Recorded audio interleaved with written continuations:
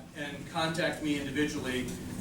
If you have a general question about something that I present, I'd be happy to answer that. But I'll get started here. So just so we're all on the same page, when I'm talking about competitive schools, this is what I'm talking about. We're talking about nationally ranked schools that generally take the top 10% of a class's standing. I'll talk about class rank near the end. High SAT scores, low acceptance rates, gets ranked by U.S. News and National Report. So that's what I mean when I say a competitive college. So I found this information the other day. So from last year, the kids who are starting school now, these are the 10 most selective colleges in the nation from Stanford. And I'm very proud to say that two 2014 Monticello Mustangs are starting Stanford today. I texted with both of them, and they're both very excited. Up through the U.S. Military Academy, which was about 9%. Obviously, these schools are going to vary in terms of the number of applications they get. The previous year, Columbia was the most selective school in the nation. But based on kids who are starting out, these are your most selective colleges. But we're really not going to focus on those. We're talking about competitive schools in the state of Virginia. The list here of institutions in Virginia that are considered to be competitive.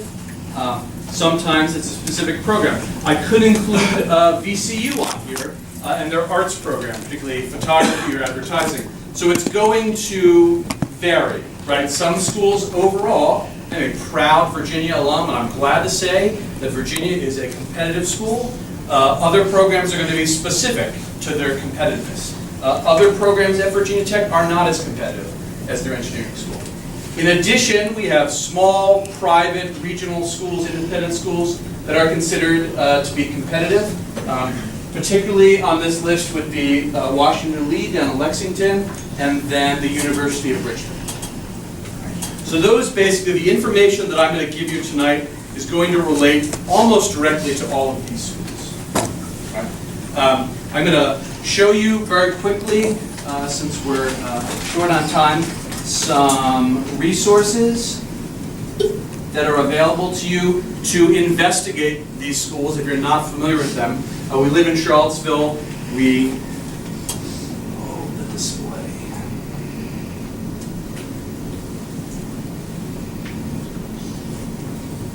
So, and obviously I've embedded a lot of links in this presentation. If you would like to email me, I'm happy to share it with you later. The online college database will allow you to specifically target colleges in Virginia. It's a great repository of information. It's searchable. It allows you to identify factors that are important to you. Additionally, the Department of Education in the state of Virginia, SCHEV, allows you to also search and find out information on Virginia schools. And then the federal government and the IES have a very comprehensive and thorough website on investigating schools that are available to you for application your senior year. Right? So those are three resources that I would highly recommend. The counseling department also has resources on their website that will help you narrow and identify schools. I think one of the most popular tools that you can use is through the College Board. The College Board runs a similar service. It allows you to add additional factors, like if you want to play club sports, or you're interested in a certain type of organization, like all the United Nations. That's available for you to narrow your database. I included a couple of links here to other perspectives on competitive schools. I realized, as I put this together, that it sort of comes across as anti-Ivy League, and I don't mean that, particularly anybody who's an Ivy League graduate, but these three articles, and including this book, which I have a couple of copies available in the IS lab, just go through a lot of different arguments for picking a small, private, liberal arts school as opposed to a large state university or an Ivy League school. They're all freely available on the internet. Great research here by Greg Easterbrook. This is from the Brookings Institute. It's very well researched. Provides a lot of statistical evidence to back up his claims. These other two are publications by authors who have extensive experience in higher ed and higher ed admissions. It's just another perspective. There are a lot of seniors in this class who I have, the refrain that they hear from me is, look at small liberal arts private universities that have large endowments and are willing to give away money. There are all sorts of opportunities for you to earn cash and reduce that tuition fee that you have to pay every semester. So, the gist of what I'm going to talk about today essentially are what are these colleges looking for in applicants. And I have four sort of primary factors that I'm going to address here. First is rigor in your program, and that's your high school program. Okay? So when possible, right, honors or AP classes. I'm not discounting dual enrollment classes at all, but if you're looking at the most competitive schools, and particularly if you're looking at competitive schools outside of the state of Virginia, you want to focus your attention on AP classes. Right? The Department of Education in the last 10 years has released multiple studies that show that the rigor of your high school program is going to equate to success in high school. In college. The rigor of your high school program is going to equate to success at the college level. Right? So something that I like to say to students, particularly this time of year, it's still early in the school year and people are complaining to me about this class or that class, try first and adjust when needed. So enroll in that highest level class, because it's almost impossible, and I think Mr. Southall would back me up on this, is to start at a lower level and move up. Right? It's more reasonable within your schedule and the time of the school year to start high and take a step back. Right? But I want you to try first and adjust. So that means meeting with a teacher, meeting with a counselor, meeting with me, figuring out how to make this class work. Maybe you don't like how the teacher teaches, right? But if it's a course that you're interested in, that you like, that's going to help you for college, we got to find a way to make it work. And then a last resort, right, we take a step away. But we want to attempt, and then adjust, and then wave the white flag if needed. So, additionally, as I mentioned, the competitive schools want the AP classes. The reason why is that these AP classes have curriculum that's nationally vetted. Right? AP teachers have to go through an audit every 3 or 4 years where they have to prove through their syllabi, their reading list, class materials, that they're following this nationally vetted curriculum that's been around for more than half of a century. Right? Dual enrollment courses are generally, and this is not 100%, they're going to be taken within a state. Right? So state schools in Virginia are going to look at dual enrollment courses more positively than out of state. Indiana, let's say you want to go to Notre Dame. Right? Notre Dame, their view on dual enrollment is not going to be the same as a Virginia or a Washington Lee, William & Mary. Okay. This last bullet point here is important for the juniors who are in the room right now. Okay. So you hear all the time about the struggle of the junior year and how hard it is and how demanding it is, and that is very true. But when you get to your senior year, you cannot take that foot off the gas pedal. Right? Schools want to see that you retain the rigor through your career. Right? So they want to see through your senior year. Right? At the mid-year of the calendar year, so in January, colleges are going to get a mid-year report, a mid-year school report, and they're going to want to see that if you're taking AP Psych, you don't have a D, right? Or that you haven't dropped AP Calculus, right, to take, statistics for dummies, right? These things have to continue through your senior year, despite the burden of senioritis. I know that it's there. It weighs on you. It actually creeps in at the end of the junior year when those AP exams are done. But we want to see, right, rigorous courses throughout. I'm going to show you 2 slides here in a second of a matrix that I've put together that identify competitive course paths in high school. I know that's small, but it was the only way I could fit it on the screen. So these are 3 core areas, right? English, social studies, and math. And basically, through Monticello High School and our hybrid schedule, I've identified sort of the most competitive tracks for schools. So if you look at English and social studies, it's pretty straightforward. It's it's a very linear path through those two courses. You don't have a lot of options. It's really in math and then in science where you have more options, but basically it is sort of the most rigorous. So in math, for instance, if you came in, right, having already done Algebra 1 and geometry, and you're in Honors Algebra 2, starting in the 9th grade, right, you're on track to get to second year Calculus BC, right? And you can get there other ways too. I've tried to make this flow for you, but basically, right, this would be the most rigorous track. Second year Calculus is the most rigorous math track that we offer here at Monticello High School. AP Calculus AB would be the second most rigorous, still extremely rigorous, right?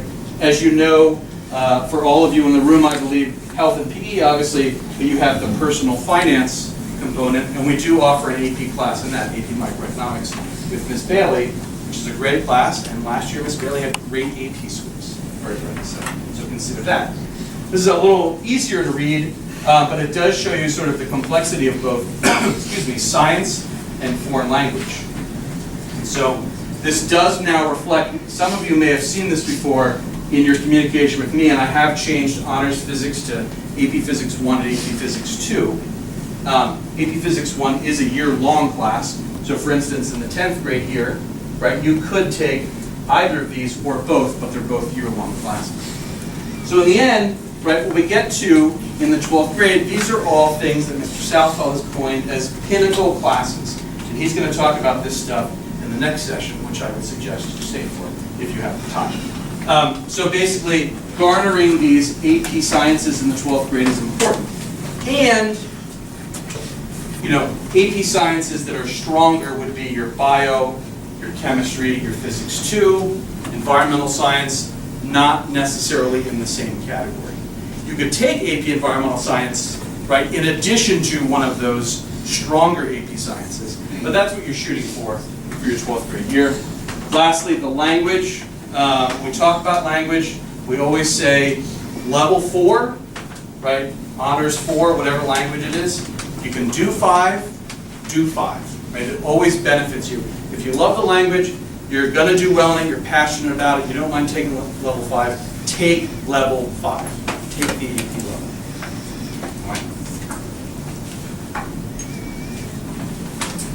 This is sort of, Mr. Southall is going to talk about this next, but I wanted to show you these pinnacle courses. So these 4 competitive schools in Virginia, I know this is small, the kids who graduated in May, yeah, it was the end of May, this is the average number of pinnacle courses that they took. So almost 6 across the board. The mode was 6.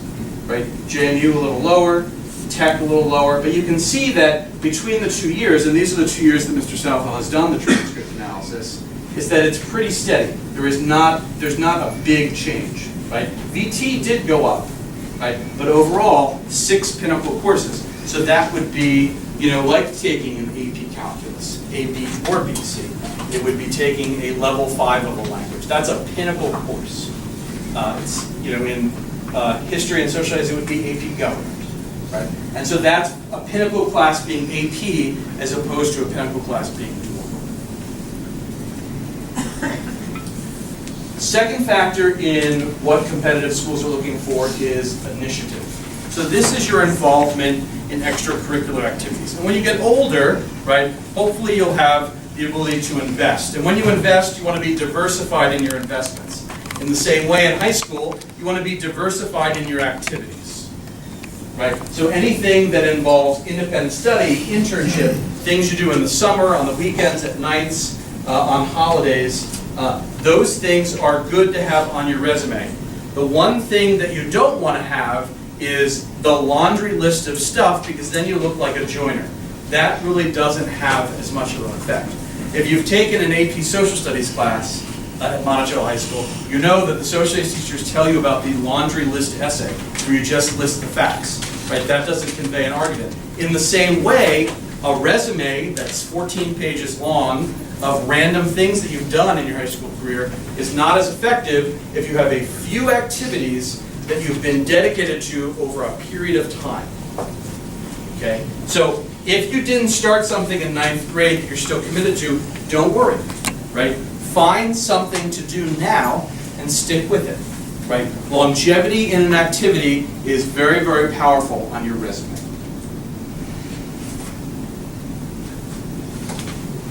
This bullet point here is my very diplomatic way of saying that you need to find ways to move up and show leadership and initiative within that organization, right? So maybe you're part of an established organization, and if you can carve out a niche for yourself where you start a committee or you start a group, you lead some sort of discussion or whatever, where you show leadership and initiative, that's even better. So you've got longevity in an activity, right, or multiple activities, and then you show leadership within that activity. That is a very strong transcript resume one to be able to show. If you're wondering, well, I haven't really done any sort of thing, I'm interested in opportunities, I maintain a page of summer opportunities. Now this is going to look different because I've gone through and vetted most of these links, but I've organized it basically by interest. And so all of these links are different activities, right, that are during the school year, in the summer, but something that may interest you is on here. If you can get involved and you can show that, right, that adds, right, to your initiative, right? Finding opportunities, sticking with opportunities, showing leadership in opportunities. Colleges call that initiative. We want to see that.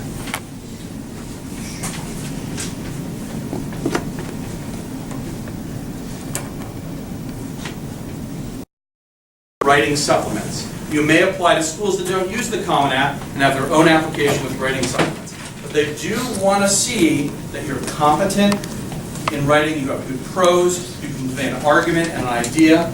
And one of the best resources that we have, that Miss Neal puts together for us every year, is that we have UVA admissions come and talk about the essay. Right? The woman who spoke in the auditorium to start this led the session last week, right?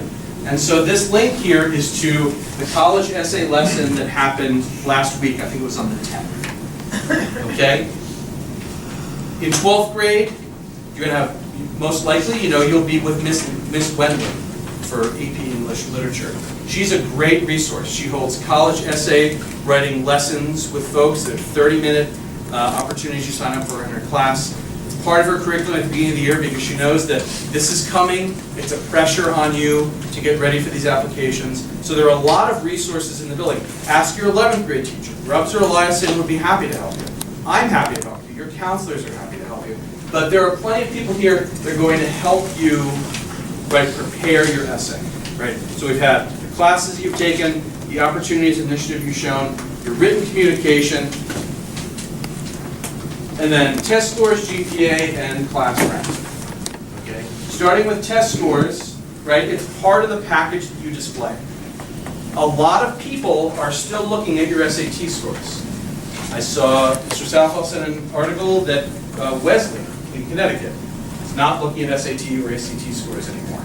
I don't know that I would say that a majority of schools are going this route, but I will say that schools are looking at a more holistic profile of you as a student rather than just your numbers. So you do want to have good numbers, but you also want to have a more holistic profile.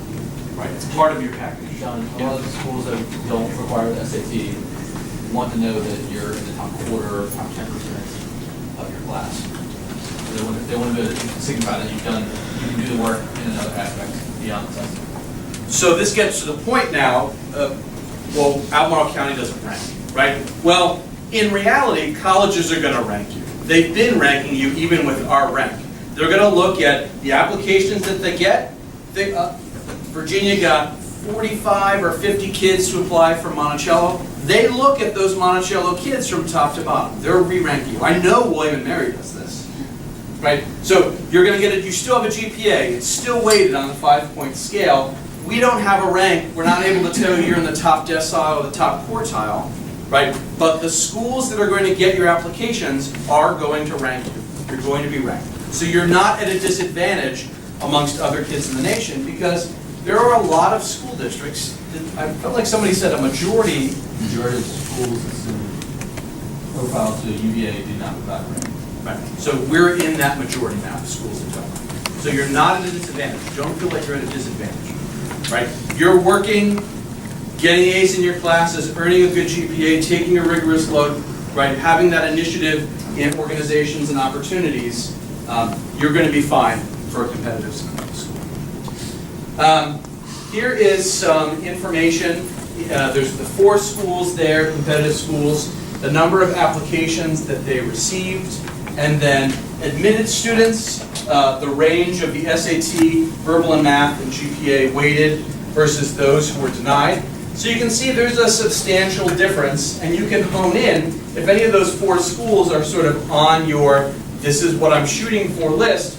You can see what those schools are taking, right, from Monticello High School. Now this data is not predictive, right? This is just what happened with our kids last year, and the numbers from the year before are pretty similar, right? So I'm saying that it's not predictive. If you fall, you don't necessarily get in. Right? I don't want anybody to sue me, right? You can get in. But that's generally, it's a trend. I'm showing you a trend, Monticello High School students, what it looks like into those schools. The other schools are on there just because they did not report data to Mr. Southall, and so he didn't have information to put together. These 4 big schools where we get a lot of applications, right? The senior class is 250, 275 kids, right? And so 53 apps to JMU, 50 to UVA, that's a lot of applications. Right? And so you're going to get people who are above the profile, people who are below the profile, but the meat of kids, that's where they are. In addition to SAT, ACT, there are also these SAT2 subject tests, right? And which ones should you take and when should I take it? Well, there are a lot of subject tests. You should take them as they correlate to the AP class that you're taking. So, if you're taking AP US History, that is the best program to prepare you to take the SAT2 in US History. Now, my recommendation is to take it in May, right? It'll be the weekend before you take the AP exam. But you're not going to be as fresh as you are that weekend. If you wait until June, right, you got a couple of weeks post end of class. Right? The June one has traditionally fallen on graduation, but I don't think that's the case anymore. Graduation is a little bit earlier. So whatever class you're taking AP Biology, you could take the Biology SAT2. In general, a sort of rule of thumb for students for taking SAT2 is the most common are Literature and Math 2. Those are sort of universal choices. But if you are exceptional in Spanish, take the Spanish test with listening, right? If you kill physics, take physics, right? Find some way to diversify yourself. Have a soft science, have a hard science, have a math, right? It adds to your profile. Some schools will tell you, you got to take these SAT2s. Others will say, no, I don't care about SAT2s, right? Others will give you a choice. But take areas where you're going to be strong. In terms of a score, right, for a competitive school in Virginia, 700 or better is a good threshold to have. If you're thinking Harvard, Princeton, Yale, it's got to be 750 or above, right? As close to 800 as you can get. And again, you want to take that in an area where you are particularly strong. Okay? So those are your schools. Right? This link in here takes you directly to the SAT2 information website. It explains all the tests. They're all multiple choice with the exception of the listening portion. It couldn't do it any better. And there are tons of guides. If you're going to buy an SAT2 guide, I would say stick to the College Board's guide. It's the best one. Right? All of those other test prep companies offer them, but I always recommend buying that SAT guide. And I have a ton of them in my room, right? And I'll be buying new ones as the tests change. This is a schedule of tests. In general, the big tests, the common SAT2 tests, are going to fall on the SAT days. It's not always 100% correlation. The listening tests are more exclusive. They only offer it a couple of times a year. So if you're going to do a language. You can see there's no SAT testing in April. So if you're a junior or you're going to be a junior in years to come, right, it's time to start thinking about a testing schedule. In a couple of weeks, I guess a little bit under a month, you're going to take the PSAT. So if you're a junior and you're taking the PSAT in October, this one counts for national merit. This is your score that's going to influence whether or not you're a semifinalist. So we have one semifinalist this year, and we have about 8 commended, right, who fell just below the cutoff line. Right, so if that is a program that you're interested in competing in, right, you want to prep for that PSAT for this year. If you're a sophomore, it's a free shot. And then you get to take it again in your junior year, at no cost to you, with no registration. And that is the one that's going to count for national merit. If you're thinking about a schedule then beyond the October PSAT and you're a junior, you know, I would say that your first shot should be December or January, right? Albemarle County Community Education offers a great SAT prep class. It's limited to about 25 kids. It sets you up for the December SAT. It's about $125. It's taught at Albemarle High School by some great teachers. I highly recommend it, but it's limited. You can get SAT prep privately through a lot of organizations in town. You can contact me if you're interested in reviews of specific groups, which ones are better than others, and I can give you my opinion based on what I know students have done over the years. So if you take your first SAT-2 around this time period, it sets you up so you can take a second shot in March and a second or a third shot here. My recommendation again is to take your SAT-2s this date in May, right? And so then you can take your SAT again in June, right?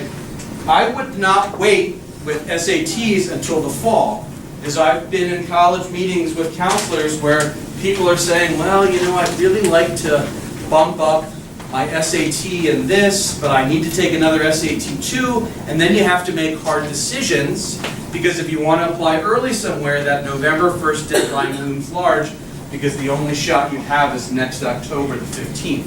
So then you got to decide, are my SAT-2s good enough? Do I need to retake the SAT? Right? Don't waste these opportunities for these tests. I know it's expensive, and I know the registration can be cumbersome, but you could get 3 SATs in and an SAT-2 in this time period, and then save backup SAT-2s for October, right? Because if you take the SAT-2 in October of next year when you're a senior, those scores will be available for November 1st deadlines, right? And most likely, the full SAT will, but there's not a guarantee, right? You want to be safe, right? I've had a couple of students this year who learned that if they take this October, right, and they're applying early, or they take the November and they've applied early, the college might not necessarily see that. UVA is going to look at your app twice. If your SAT-2s are in before the second look, they'll see it. But there's no guarantee. So that's a gamble. Don't take that gamble.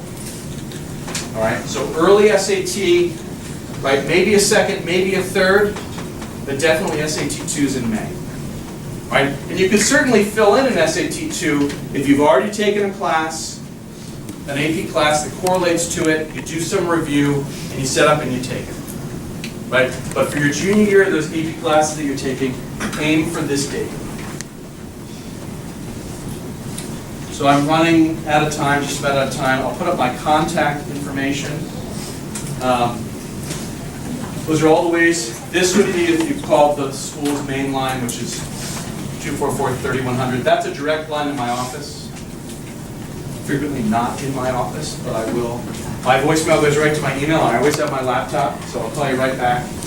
Email, the website. The website is transitioning from the old, ugly format to the new Google Classroom. Happy to answer any questions. Mag, you can call me, you can email. Harrison, you get my one question before I transfer to Mr. Is this PowerPoint on your website or something? Or? It won't be yet, but if you email me, I'll send it to you. This video is also going to be linked to the school's website, and I think Mr. Johnson is going to try and post it. The PowerPoint. Okay, so the PowerPoints maybe, if you want it sooner, I'll send it to you sooner. And I won't charge you.